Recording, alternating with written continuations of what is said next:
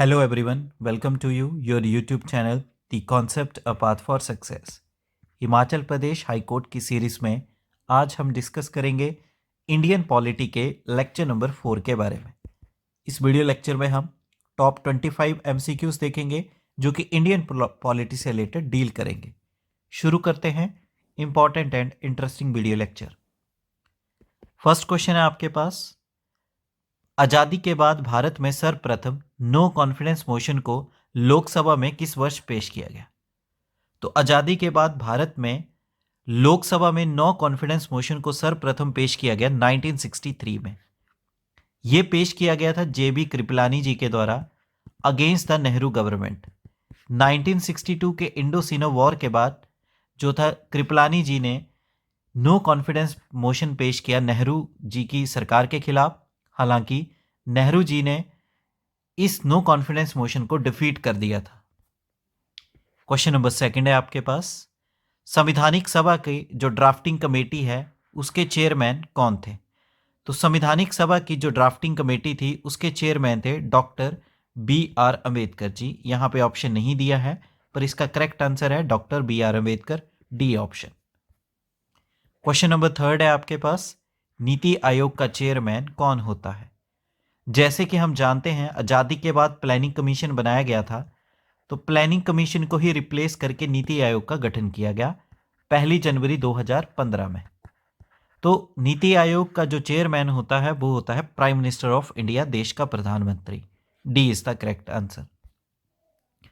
Question number 4 है आपके पास, संवैधानिक सभा का गठन किस प्लान के अंतर्गत किया गया था?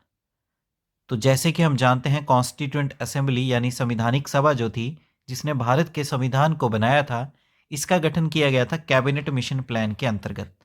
वर्ष 1946 में कैबिनेट मिशन प्लान आया जिसके अंतर्गत संविधान सभा का गठन किया गया। A is the correct answer. Question number 5 है आपके पास, इनमें से कौन सा निर्णय लेता है कि कोई भी बिल है वो मनी बिल है या नहीं?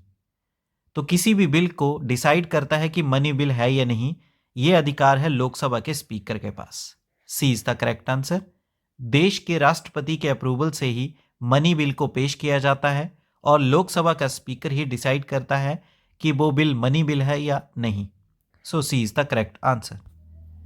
क्वेश्चन नंबर 6 है आपके पास, कंसोलिडेटेड फंड ऑफ इंडिया जो है यानी भारत की संचित निधि, इसका गार्डियन यानी इसका संरक्षक कौन होता है?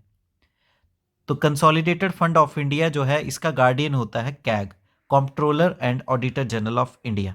सी इज द करेक्ट आंसर। इसके बारे में मेंशन किया गया है आर्टिकल 148 में। क्वेश्चन नंबर 7 है आपके पास, देश का जो सुप्रीम कोर्ट है भारत का, वो रिट्स को इशू करता है भारतीय संविधान के किस अनुच्छेद के अनुसार? तो सुप्रीम कोर्ट के पास रिट्स को इशू करने का जो अधिकार है वो दिया गया है आर्टिकल नंबर 32 में। A is the correct answer. वहीं हाई कोर्ट के पास रिट्स को इशू करने का अधिकार आर्टिकल 226 में है। क्वेश्चन नंबर 8 है आपके पास, भारत का पहला राज्य कौन सा था जिसमें सर्वप्रथम पंचायती राज सिस्टम को इंट्रोड्यूस किया गया? तो भारत में पहली बार पंचायती राज व्यवस्था की शुरुआत की गई थी राजस्थान स्टेट में। B is the correct answer. और देश की पहली पंचायत थी नागौर पंचायत जो कि आपको मिलेगी राजस्थान स्टेट में। इसके गठन किया गया था 2 अक्टूबर 1959 में। क्वेश्चन नंबर 9 है आपके पास, इनमें से कौन सा भारत का राज्य है जहां पे पंचायती राज सिस्टम नहीं है? तो भारत के वो राज्य जिनमें पंचायती राज व्यवस्था नहीं है वो है नागालैंड, मिजोरम, मेघालय। तीनों ही राज्य ऐसे हैं जहां पे पंचायती राज सिस्टम नहीं है। सो करेक्ट आंसर आएगा D, all of this. Question number 10 है आपके पास, इंडियन पार्लियामेंट यानी भारतीय संसद की जो ज्वाइंट सीटिंग होती है उसकी अध्यक्षता कौन करता है? तो इंडियन पार्लियामेंट की जो ज्वाइंट सीटिंग है उसको बुलाता है देश का राष्ट्रपति, पर उसको प्रिसाइड यानी उसकी अध्यक्षता करता है लोकसभा का speaker. A is the correct answer. Question number 11 है आपके पास, इंडियन कॉन्स्टिट्यूशन के किस आर्टिकल के अंतर्गत एक लेजिस्लेटिव काउंसिल को बनाया जा सकता है या उसका विघटन किया यानी उसको डिसॉल्व किया जा सकता है? तो विधान परिषद को बनाना और खत्म करने का जो वर्णन दिया गया है वो दिया गया है इंडियन कॉन्स्टिट्यूशन के आर्टिकल 169 में। C is the correct answer. Question number 12 पे आपके पास इंडियन कॉन्स्टिट्यूशन के संशोधन का जो प्रोसीजर है वो भारतीय संविधान में किस देश से लिया गया है। तो इंडियन कॉन्स्टिट्यूशन में जो अमेंडमेंट का प्रोसीजर है इस कंसेप्ट को लिया गया है साउथ अफ्रीका के कॉन्स्टिट्यूशन से। D is the correct answer. और ये प्रोसीजर मेंशन किया गया है इंडियन आर्टिकल 368 में। क्वेश्चन नंबर 13 है आपके पास, भारत में अभी तक नेशनल इमरजेंसी कितनी बार लगी है। राष्ट्रीय आपातकालीन भारत में अभी तक 3 बार घोषित किया गया है, 3 times. C is the correct answer. एक किया गया 1962 में जब इंडिया और चाइना का युद्ध हुआ था। दूसरा किया गया था 1971 में जब इंडिया और पाकिस्तान का युद्ध हुआ और बांग्लादेश बना। और थर्ड था 1975 जब इंदिरा गांधी जी ने नेशनल इमरजेंसी डिक्लेयर की थी। क्वेश्चन नंबर 14 है आपके पास, अभी तक भारतीय संविधान का जो प्रियम्बल है इसको कितनी बार संशोधित किया जा चुका है। तो इंडियन कॉन्स्टिट्यूशन के प्रियम्बल को अभी तक अमेंड किया जा चुका है एक बार, once. B is the correct answer. Indian constitution के प्रियम्बल को एक बार जो है अमेंड किया गया है 42nd कॉन्स्टिट्यूशनल अमेंडमेंट एक्ट 1976 में। क्वेश्चन नंबर 15 है आपके पास, उपराष्ट्रपति, भारत के उपराष्ट्रपति के चुनाव से संबंधित कोई भी विवाद है उसके ऊपर निर्णय कौन लेता है। तो वाइस प्रेसिडेंट के इलेक्शन के रिगार्डिंग अगर डिस्प्यूट है उसके ऊपर जो डिसाइड करता है वो करता है supreme court of India. D is the correct answer.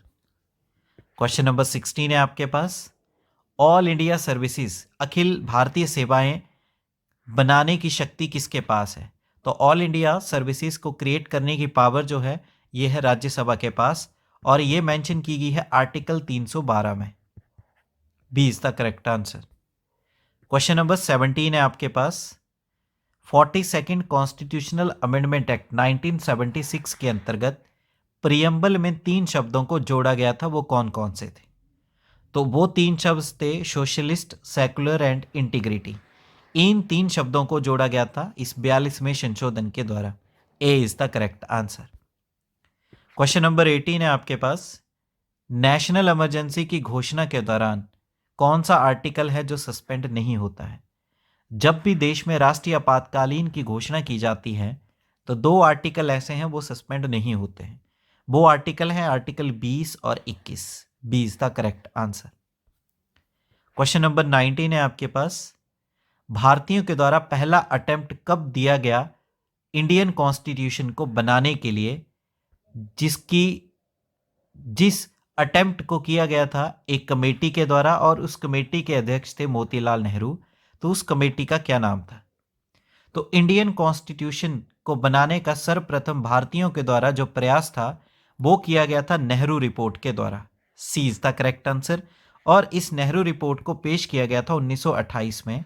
हालांकि ब्रिटिश गवर्नमेंट ने इस रिपोर्ट को डिनाई कर दिया था, पर यह भारतीयों के द्वारा पहला अटेम्प्ट था कॉन्स्टिट्यूशन को फ्रेम करने का। क्वेश्चन नंबर 20 है आपके पास, कॉन्स्टिट्यूएंट असेंबली का फर्स्ट सेशन कहां पे हुआ था।